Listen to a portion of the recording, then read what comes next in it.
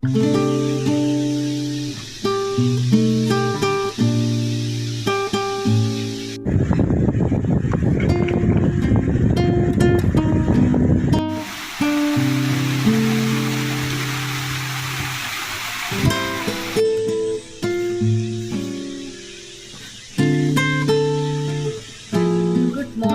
And આજે છે દિવાળી, તો તમને બધાને હેપી દિવાળી। તો બસ આશા રાખીશ કે તમારા જે સપના છે આવતી દિવાળી સુધી તમારી ગવર્મેન્ટ જોબ લાગી જાય, તમારા દરેક સપના પૂરા થાય એવી દિલથી શુભકામના તમને અને તમારા પરિવારને। હેપી દિવાળી। તો આજે તો ખબર છે કે દિવાળી છે એટલે પ્રોપર રીડિંગ માટે તો ટાઈમ મળવાનો નથી, બટ સાંજે મહેમાન આવશે ત્યાં સુધી અત્યારે હું રીડિંગ કરી લઈશ। સવારનું તો મેં રીડિંગ કરી જ લીધું હતું 4 વાગ્યાની આસપાસ ઉઠીને। તો બસ અત્યારે વાગ્યા છે 10 સવા 10 વાગ્યા છે। તો બસ હવે રીડિંગ કરવા બેસીશ, 2-3 કલાક રીડિંગ કરી લઈશ, પછી જમવાનું બનાવીને ફરી પાછું રીડિંગ કરવા બેસીશ। ખબર છે કે આજે બિલકુલ નથી ટાઈમ મળવાનો। તો ફેસ્ટિવલમાં હોય છે, જે હાઉસવાઈફ હશે એમને ખબર જ હશે કે ફેસ્ટિવલમાં વાંચવા માટે તો ટાઈમ કાઢવો બહુ મોટી વાત છે, પણ બને ત્યાં સુધી તમારે ફેસ્ટિવલ હોય તો પણ તમારે 5-6 કલાક તો તમારે રીડિંગ માટે કાઢી જ નાખવા જોઈએ। તમે રીડિંગ સવારે વહેલા ઉઠી જાઓ, રાત્રે મોડા સુધી થોડા જાગો, બપોરે થોડો ટાઈમ મળે તો થોડું રીડિંગ કરી નાખો, બટ રીડિંગ સ્કીપ ના કરશો। હવેથી સ્ટાર્ટ કરવાનું છે આ પ્રમાણે રીડિંગ કરવા માટે। તો જો ફ્રેન્ડ આ વિડીયોઝ તમે ના જોયો હોય તો જરૂર જોઈ લેજો કે તમારે કઈ રીતે ટાઈમ ટેબલ બનાવવાનું છે, કઈ રીતે રીડિંગ કરવાનું છે, એના ઉપર મેં પ્રોપર વિડીયો બનાવ્યો છે, તો જરૂરથી જોઈ લેજો। સ્ટડીમાં મેં ઘણા બધા મારા રિઝોલ્યુશન લીધા છે કે જેમાં ટ્રાય કરીશ કે રેગ્યુલર તમારી સાથે બ્લોગ શેર કરું, કે પ્રોપર રેગ્યુલર રીતે રીડિંગ કરીને તમારી સાથે પ્રોપર બ્લોગ તમારી સાથે શેર કરું સ્ટડીનું। તો હા, થોડું એવું થઈ શકે કે કોઈ એવી ઇમરજન્સી ફેમિલીમાં આવી ગઈ કે બહુ વધારે પડતું કામ આવી ગયું તો એ દિવસે ના કરી શકું, બટ બને ત્યાં સુધી હું ટ્રાય કરીશ કે રેગ્યુલર બ્લોગ અપલોડ કરું। એન્ડ બીજું છે મોર્નિંગમાં 4 વાગે ઉઠવું। આમ તો હું ઉઠું જ છું, બટ કેવું થાય છે કે 2-3 દિવસ એવા પણ થઈ જાય છે કે આળસ આવે છે કે નથી ઉઠવું, નથી રીડિંગ કરવું વહેલા ઉઠીને। તો હવે ટ્રાય કરીશ કે રેગ્યુલર 4 વાગે ઉઠવું। પછી અમુક છે કે મેં ટાઈમ ટેબલ બનાવ્યું છે, આમ ફોલો થાય છે, પણ ઘણી વખત એવું પણ થઈ જતું હોય છે કે પ્રમાણે થોડું ફોલો નથી કરી શકતા, તો એ માટે પણ હવે રેગ્યુલર ટ્રાય કરીશ। આવનારા આ જે નવું વર્ષ છે એમાં ટ્રાય કરીશ કે ઘણી બધી લાઈફ મારી ચેન્જ કરીશ કે જે મારા માટે થોડી બેનિફિટ હોય। પછી હેરફોલ છે તો હેરફોલ માટે હવે સ્ટડીના લીધે શું હેર ઉપર વધારે ધ્યાન આપ્યું નથી, તો હવે ટ્રાય કરીશ કે હેર માટે પણ પ્રોપર ધ્યાન આપીશ, સ્કિન ઉપર થોડું ધ્યાન આપીશ। તો તમે પણ તમારી લાઈફમાં ઘણા બધા રેઝોલ્યુશન લઈ શકો છો કે આવનારા ટાઈમમાં હું આ વસ્તુ અચીવ કરીશ, અથવા તો હવેથી હું રેગ્યુલર સ્ટડી કરીશ, સવારે ઉઠીશ, મહેનત કરીશ, તો ઘણા બધા તમારી લાઈફ ચેન્જ કરી શકે એવા રેઝોલ્યુશન લઈ શકો છો। તો ચલો ફ્રેન્ડ્સ, અત્યારે તો વાગે છે 10, તો સ્ટડી કરવા બેસી જઈએ, મળીએ થોડી વાર પછી।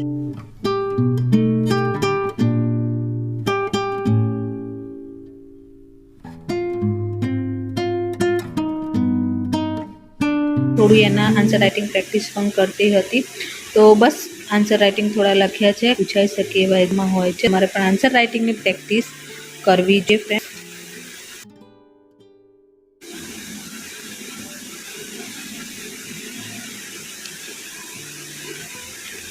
ઓકે ફ્રેન્ડ્સ, તો અત્યારે વાગ્યા છે 12, મારું 2 કલાકનું રીડિંગ કમ્પ્લીટ થઈ ચૂક્યું છે। તો 10 થી 11, 11 થી 12, 2 કલાક રીડિંગ ઇનફ છે। તો અત્યારે જલ્દીથી જમવાનું બનાવી દઈશ, એન્ડ પછી 2 વાગે ફરી રીડિંગ કરવા બેસીશ। એન્ડ આ વખતે રીડિંગમાં મારે કરંટ અફેર્સ કરવાનું છે, કારણ કે યાર કરંટ અફેર્સ ખૂબ જ પૂછાશે એક્ઝામમાં। કરંટ અફેર્સ તમે જો કોઈ પણ સબ્જેક્ટ કરો છો, બંધારણ કરો છો, હિસ્ટ્રી કરો છો, કે કોઈ પણ ઇકોનોમિક્સ કરો છો, ભૂગોળ કરો છો, કોઈ પણ સબ્જેક્ટ કરો છો, તો એમાં જે કરંટ અફેર્સ છે એમાંથી પૂછવાની સંભાવના ખૂબ જ વધારે છે। એટલા માટે હું તમને કહીશ કે તમે ઓલવેઝ તમારા કરંટ અફેર્સ ઉપર વધારે ધ્યાન આપો, સૌથી વધારે કરંટ અફેર્સ કરવાનું તમારે જરૂર છે જો તમારે પ્રોપર માર્ક્સ જોઈતા હોય તો। ચલો 2 વાગે પછી હું તમને મળું, અત્યારે જલ્દીથી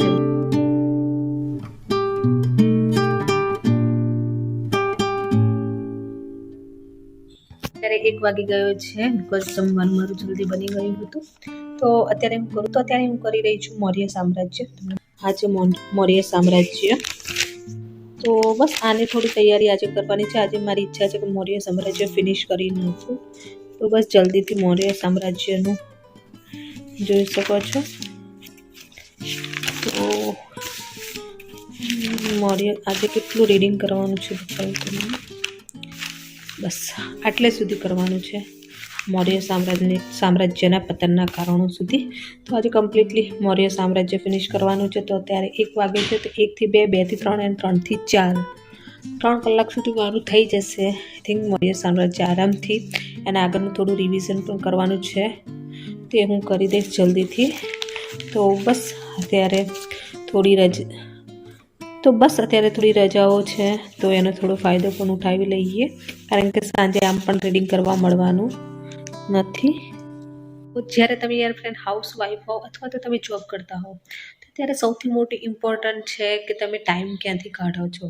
નાના ટાઈમ તમારે કાઢવા ખૂબ જ જરૂરી છે. ઘણા બધાને મેં મોઢે સાંભળ્યું છે કે મારી પાસે ટાઈમ જ નથી મળતો, વાંચવાનો ટાઈમ નથી મળતો. તો ફ્રેન્ડ, ટાઈમ તો કોઈને પણ મળતો નથી, બટ તમારે ટાઈમ કાઢવો પડે છે તમારી પ્રાયોરિટી પ્રમાણે. આજે ફેસ્ટિવલ છે, તો મને પણ હરવાનું ફરવાની ઈચ્છા છે, બહાર જવાની ઈચ્છા છે. મને પણ એમ થાય કે ચલો બધા જને મળીએ હળીએ, બટ અત્યારે મારા લાઈફની પ્રાયોરિટી છે મારા માટે સ્ટડી. લાઈફમાં ઈચ્છા છે કે આવતી દિવાળી સુધી ગવર્મેન્ટ જોબ લાગી જાય, મળી જાય. તો તમને પણ ઘણી બધી ફ્રેન્ડ્સ આવી ઈચ્છા થતી હોય છે. તો તમે બધા પણ બસ અત્યારે થોડું એન્જોયમેન્ટ ઓછું કરી નાખો અને લાઈફ પર ફોકસ કરો, કારણ કે જો એકવાર તમારી ગવર્મેન્ટ જોબ લાગી જશે તો તમારી લાઈફ સ્મૂથ છે. તમારે પછી તો બધા ફેસ્ટિવલ બધા દિવસ તમારી દિવાળી જેવા જ છે. તો એટલા માટે અત્યારે લાઈફમાં જે એન્જોયમેન્ટ છે એને સાઈડમાં મૂકીને રીડિંગ ઉપર ધ્યાન આપો. તો અત્યારે મારી પાસે પણ આજ અમારા ફેમિલીના ફરવા ગયા છે, ડાકોર ગયા છે. તો હું નથી ગઈ, બિકોઝ મારા માટે અત્યારે રીડિંગ ઇમ્પોર્ટન્ટ છે. તો તમે પણ તમારી લાઈફની પ્રાયોરિટી ડિસાઈડ કરો કે તમારે શું કરવું છે, તો તમે જરૂરથી સક્સેસ થશો. ને એવું નથી કે તમે ખાલી સ્ટડીમાં જો સક્સેસ ના થાવ તો તમે સક્સેસફુલ નથી. ઘણી બધી જો તમારી પાસે એબિલિટી હશે, મહેનત કરશો, તો કોઈ પણ ફિલ્ડમાં તમે આરામથી સક્સેસ થઈ શકશો. એ માટે જરૂરી છે મહેનત કરવી. તો ચલો અત્યારે હું સ્ટડી કરું, પછી મળું છું તમને સાંજે. એવરીવન, તો અત્યારે વાગ્યા છે 6 એન્ડ હમણાં જ જે મૌર્ય સામ્રાજ્ય એ રીડિંગ થઈ.